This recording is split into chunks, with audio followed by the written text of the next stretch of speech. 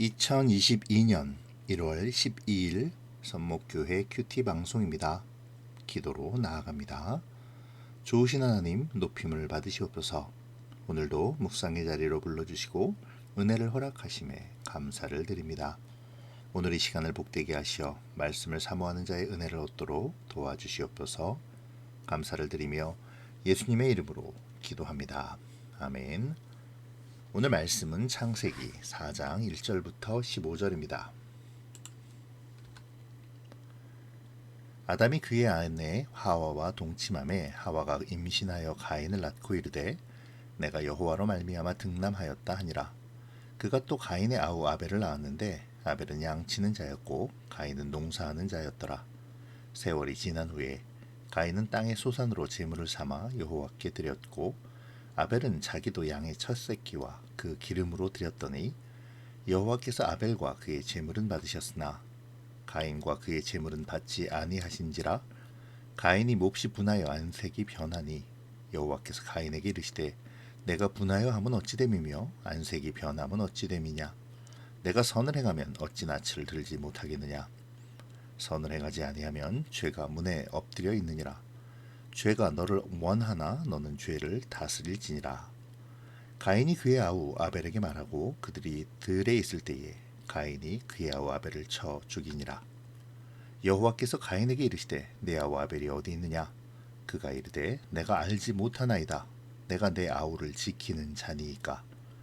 이르시되 내가 무엇을 하였느냐. 내 아우의 핏소리가 땅에서부터 내게 호소하느니라. 땅이 그 입을 벌려 내 손에서부터 내 아우의 피를 받았은즉 내가 땅에서 저주를 받으리니 내가 밭을 갈아도 땅이 다시는 그 효력을 내게 주지 아니할 것이요 너는 땅에서 피하며 유리하는 자가 되리라. 가인이 여호와께 아뢰되 내 죄짐을 지기가 너무 무거우니이다. 주께서 오늘 이 지면에서 나를 쫓아내시온즉 내가 주의 낯을 배웁지 못하리니 내가 땅에서 피하며 유리하는 자가 될지라. 물은 나를 만나는 자마다 나를 죽이겠나이다. 여호와께서 그에게 이르시되 그렇지 아니하다. 가인을 죽이는 자는 벌을 7배나 받으리라 하시고 가인에게 표를 주사 그를 만나는 모든 사람에게서 죽임을 면하게 하시니라. 아멘. 에덴 동산을 쫓겨난 아담과 하와는 가인과 아벨을 낳습니다. 그리고 가인은 농사의 일을, 아벨은 양을 치는 목축의 일을 하죠. 문제는 그들이 제사를 드리면서 시작됩니다. 하나님께서 아벨의 제사는 받으시고 가인의 제사는 받지 않으신 것이죠. 무엇이 문제였을까요? 가인은 땅의 소산을 드렸고 아벨은 양의 첫 새끼와 그 기름을 드렸습니다. 여기에는 어떤 차이가 있을까요? 오늘 본문은 여기에 대하여 언급하지 않지만 우리는 이 부분의 힌트를 히브리서 11장 4절에서 찾을 수 있습니다. 아벨은 믿음으로 제사를 드렸다는 히브리서 기자의 해석은 곧 예외자의 동기와 중심이 바로 제사를 받으시고 안 받으시고의 차이였음을 알 수 있게 하죠. 뿐만 아니라 오늘 말씀은 가인은 그저 땅의 소산을 드렸다라고 기록하지만 아벨은 그의 첫 것들을 선별하여 드렸음을 강조합니다. 결국 하나님께서 제사를 받지 않으신 것은 다른 이유가 아니라 가인이 하나님께 드린 그 중심과 제사 드리는 동기들이 하나님 앞에 문제가 있었기 때문인 것이죠. 이것은 가인과 아벨의 제사에 공통으로 등장하는 제물이라는 단어로 더 명확해집니다. 아벨의 제물, 가인의 제물을 동일한 히브리어 민하라는 단어로 표현하고 있죠. 이러한 말은 절차상으로 가인과 아벨의 제사가 다르지 않았음을 말해주는 것입니다. 그러므로 가인의 그의 제사는 삶이 뒷받침이 되지 않은 하나님께 드리기는 하지만 마지못해 형식적으로 혹은 신령과 진정이 아닌 겉모습만의 예배라고 할 수 있죠. 하나님은 그러한 가인의 제사를 받지 않으신 것입니다. 하나님이 제사를 받지 않으심으로 가인은 분노합니다. 이것은 전혀 이해할 수 없는 행동이기도 한데요. 분명히 자신이 하나님 앞에 신실하지 못했음에도 하나님을 원망하는 모습이죠. 마치 월요일 본문에서 범죄한 아담이 하와에게 책임을 전가하며 하나님이 허락하신이라는 표현을 사용한 것처럼 말이죠. 그럼에도 가인에게 불일 듯 일어나는 이 분노는 어디에서 출발한 것일까요? 지금 가인은 자신이 하나님이라도 된 듯 착각하는 모습입니다. 모든 것이 자신의 생각과 뜻대로 되어져야 한다는 것이죠. 하지만 모든 것을 주관하시는 분은 하나님이시죠. 제사를 받고 안 받고는 하나님의 주권인 것입니다. 그런데 여기에 가인의 분노가 나타납니다. 그리고 이러한 교만과 악함을 하나님께서는 알고 계시기에 그의 제사를 받지 않으신 것이죠. 결국 하나님의 주권과 공의에 대하여 가인은 분노하고 있는 것이고, 또 조금 더 자세히 들여다본다면 가인은 자신이 하나님처럼 되고자 하는 바로 자신의 아버지와 어머니가 빠졌던 유혹과 함정에 빠져 있는 것이라고 할 수 있죠. 오늘 본문은 이러한 악한 분인 가인에게 베푸시는 하나님의 은혜의 모습을 담고 있습니다. 하나님은 분노에 차 있는, 아니 자신을 하나님의 위치에 놓으려 하는 가인을 찾아가 주시죠. 그리고 분노에 차 있는 가인과 대화하십니다. 혹시 눈치채셨는지 모르겠지만 오늘 본문에서 하나님은 아벨과는 단 한마디의 말도 나누지 않으십니다. 오직 가인과 대화를 이어가시죠. 이는 아벨의 제사를 받으셨지만 그렇다고 가인을 미워하시거나 차별하시지 않으신다는 증거입니다. 하나님은 그에게 돌이킬 기회를 주고 계시죠. 마치 누가복음 15장에 나오는 탕자의 비유에서의 아버지가 큰아들을 찾아가 위로하시고 타이르시는 것처럼 말입니다. 부드러운 목소리로 큰아들을 타이르시며 함께하기를 권하는 아버지의 모습처럼 어쩌면 하나님은 부드럽게 가인을 타이르시며 돌이킬 것을 권하고 계시는지도 모르겠습니다. 여튼 하나님은 가인을 찾아가셨고 가인의 잘못과 어리석음을 가르치시고 그리하지 말라고 경고하십니다. 선을 행하지 아니하면 죄가 문에 엎드려 있느니라.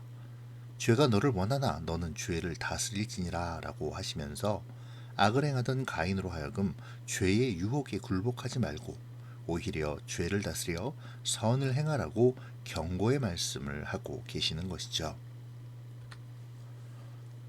하지만 가인은 하나님의 경고에도 불구하고 죄를 다스리는 것이 아니라 결국 죄에게 다스림을 받아서 아우인 아벨을 죽이고 말입니다. 그리고는 오히려 하나님께 내가 아벨을 지키는 자입니까? 라는 적반하장의 태도를 보이죠. 하나님의 돌이킴에 대한 경고를 듣고도 악을 행하는 가인의 모습입니다. 특별히 가인의 하나님에 대한 항변에서 지키는 자입니까? 라는 말에 우리는 주목할 필요가 있는데요.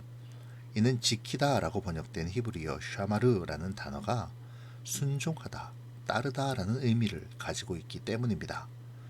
그러니까 가인은 내가 동생을 지키는 자입니까? 라는 말 속에서 왜 내가 동생의 삶을 따라 살아야 합니까? 라고 항변하고 있는 것이죠. 아벨의 삶이 하나님을 따르는 믿음의 삶이었다라는 것을 감안한다면 결국 가인의 이 말은 내가 동생을 따라 하나님께 순종할 줄 아셨습니까? 나는 나의 삶을 결정할 권한이 있습니다. 당신에게 굴복하지 않을 것입니다. 라는 의미인 것이죠. 가인의 범죄는 당연히 하나님의 심판의 대상이 되었습니다. 하나님은 동생을 죽인 가인을 저주하시죠.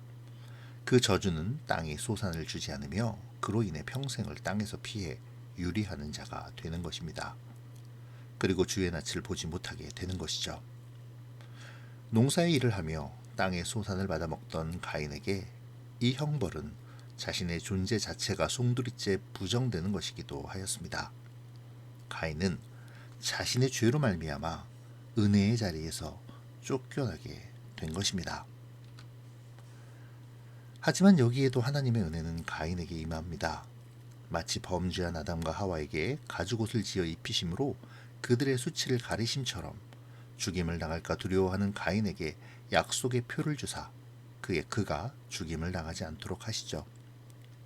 징계와 심판 속에서 그에게 은혜를 베풀며 보호하고 계십니다.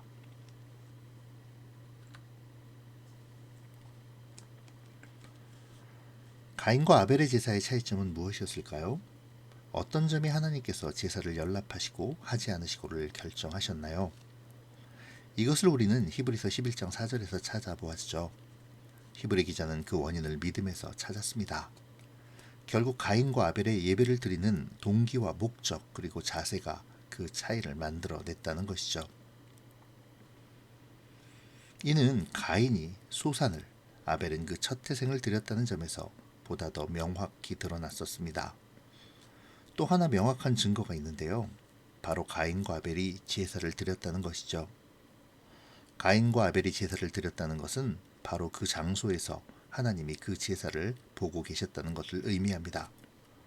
하나님의 나라로 상징되는 하나님의 동산 에덴의 바깥에도 하나님은 계시다는 것이죠. 사실 이것은 따로 말씀드리지 않아도 당연한 것이기도 합니다. 하나님은 전지전능하시고 무소부재하시니까요. 하지만 분명한 것은 예배가 삶과 깊은 관련이 있음을 명시해 준다는 것입니다. 우리가 착각하는 것 중에 하나는 주의를 지킨다라는 것의 의미인데요. 주일을 지킨다는 것은 6일 동안 내 마음대로 살다가 주일에 교회에 나와 1시간 경건한 척하는 것을 의미하는 것이 아닙니다.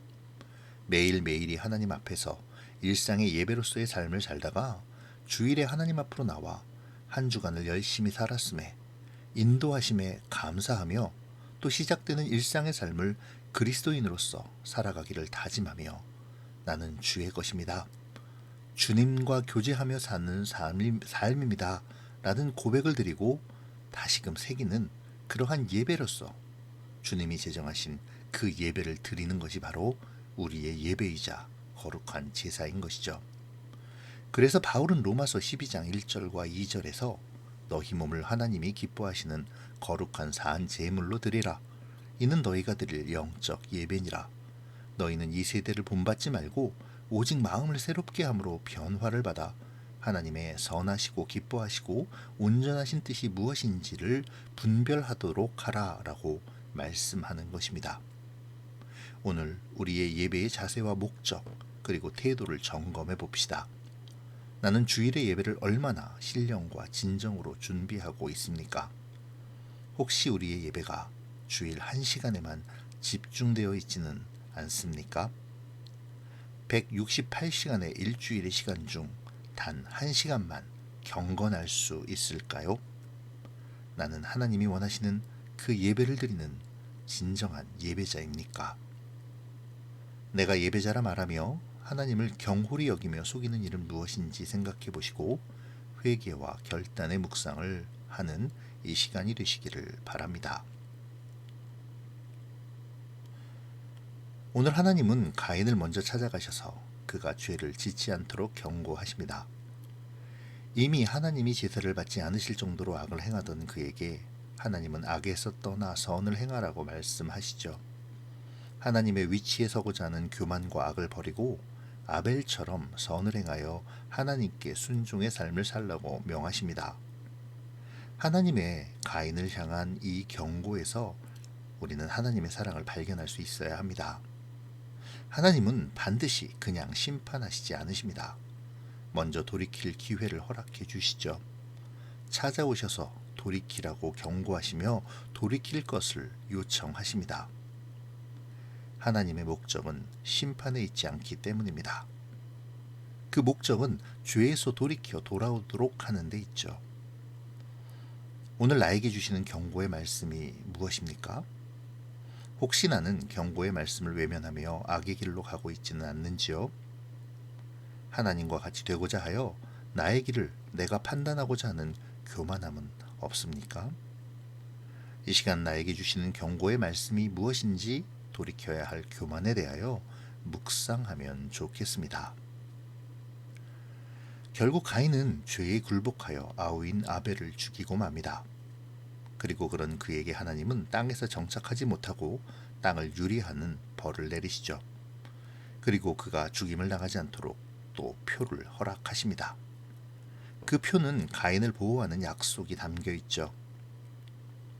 가인에게 유리하는 벌을 내리시지만 그럼에도 하나님은 그에게 보호하시고 지키시는 은혜를 허락하여 주십니다. 이는 그가 땅을 유리하는 가운데 하나님의 사랑과 은혜를 깨닫게 하기 위함이죠. 징계와 형벌 가운데에서도 보호하시며 깨닫기를 원하시는 주님의 마음이 오늘 말씀을 묵상하는 우리에게도 전해지면 좋겠습니다. 그러므로 하나님의 징계 중이라 느껴질 때에 이 은혜를 기억하는 우리가 될 수 있기를 바랍니다. 징계 중이라도 보호하시며 깨닫기를 원하시는 주님의 사랑을 기억하며 늘 우리의 삶을 살피고 주님께로 나아가 회개하고 돌이킬 길을 주저하지 않는 그러한 우리가 되어지기를 바랍니다. 기도로 마치겠습니다. 고마우신 하나님 감사합니다. 오늘도 주의 말씀을 묵상하며 우리의 나아갈 바를 알게 하시니 감사합니다. 사랑의 주님, 우리가 예배자로서 합당하고 온전한 예배를 드리게 하시며 그를 위해 일상에서의 모습도 예배자로서 걸맞는 삶의 모습이 되게 하여 주시옵소서. 언제나 예배의 목적과 동기 그리고 자세가 올바른 참다운 예배자가 되기를 소원합니다. 또한 하나님의 경고의 말씀에 귀를 기울여 죄와 교만에서 속히 떠나게 하시고 혹여라도 징계 속에 있다 하더라도 원망하고 분노하는 것이 아니라 나의 모습을 돌아보고 회개와 돌이킴으로 주의 자비와 은혜 그리고 지키심을 경험하게 붙잡아 주시옵소서. 오늘 나의 모습이 참된 예배자의 모습이 되기를 소원하오며 예수님의 이름으로 기도합니다. 아멘.